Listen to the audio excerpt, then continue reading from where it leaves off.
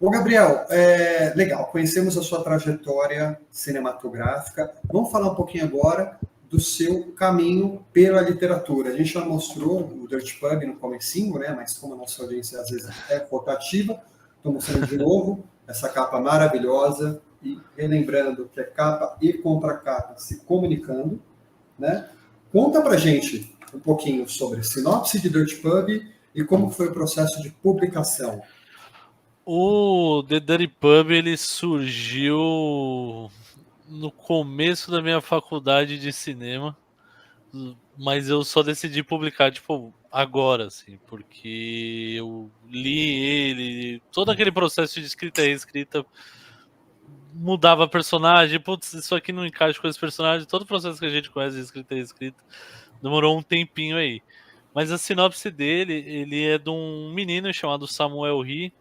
Ele é filho de coreanos que moram aqui no Brasil. O pai dele é um médico e a mãe dele é jornalista esportiva.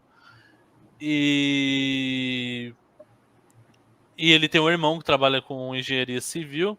Só que ele, tipo, ele começou a faculdade de medicina, mas por conta da força do pai, por pai incentivar, só que ele acabou largando e hoje em dia, tipo, ele mora com os pais e trabalha como um garçom num restaurante tailandês em São Paulo.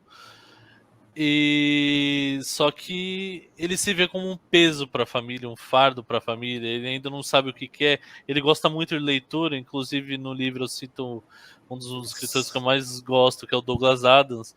Ele tá lendo lá o Douglas Adams, ele fala: "Meu, podia ter uma ideia que nem o Douglas Adams teve e tal".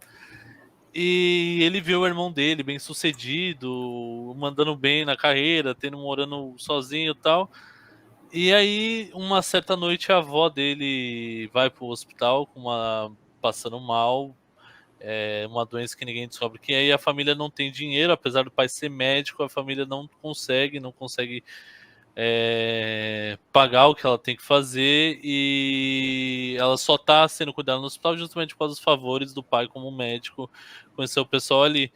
E aí ele fica meio perdido nessa vida e é numa balada que ele conhece um ser que é o que muda toda a história do livro, que é o Nibus, que é um demônio que eu criei, tá, gente? Não existe esse demônio. Já teve gente que me perguntou se o pacto é real, se tinha que fazer assim. Eu falei, gente, não existe, eu criei, tá tudo ali, tá inventado. Estudei um pouco sobre pra saber, mas é tudo inventado ali, tá, gente? Não façam nada que ele fez. Não faça um pacto satânico em casa, por favor. Exatamente, por favor, sozinho, arrumem profissionais, não tô brincando. Mas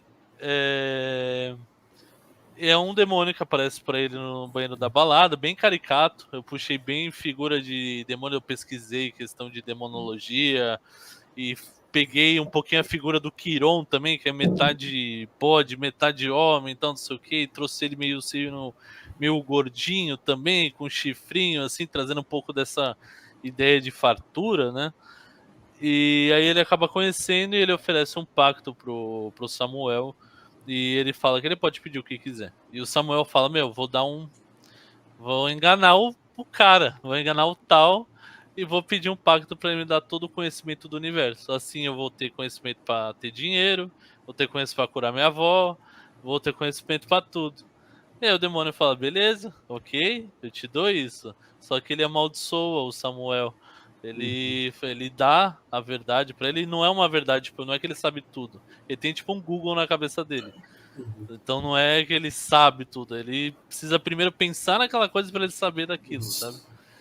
E qualquer verdade que ele disser, a pessoa que ouviu morre. Então o Samuel ele acaba fazendo, ele vai pro hospital falar: Ó, avó, consegui, eu vou te curar, tal, não sei o quê. Só que aí nessa que ele soltou, ele mata a avó dele, e aí ele mata um monte de gente, e aí o livro, o resto é história. Aí a carnificina já tá colando, né? Exatamente, exatamente.